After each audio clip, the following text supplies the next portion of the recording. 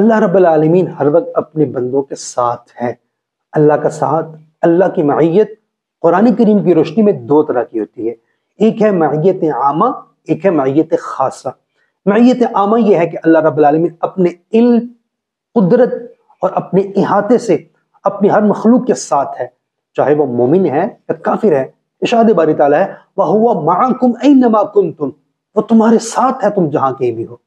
اور دوسری معیت خاصہ ہے، وہ معیت ہے جو اللہ رب العالمین کی خاص انبیاء، اولیاء، اتقیاء اور مومنین صادقین کو نصیب ہوا کرتی ہے، اور یہ وہ معیت ہے کہ اللہ کی رحمت اور اللہ کی تائید ان کو حاصل ہوتی ہے۔ جیسا کہ غار ثور کے اندر آقا کریم صلی اللہ علیہ وسلم آپ بڑے اطمینان سے، دشمن سر پر ہے لیکن آپ فرما رہے ہیں لا تحزن ان اللہ معنا، اے ابو بکر غم نہ کرو، اللہ ہمارے ساتھ ہے۔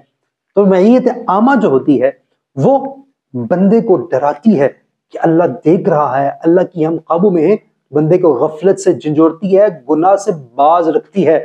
اور معیت خاصہ وہ نیک بندوں کو اپنی اللہ کی مدد، اللہ کی نصرت، اللہ کی حفاظت سے ڈھانپ لیا کرتی ہے۔ فلا يتدبرون القرآن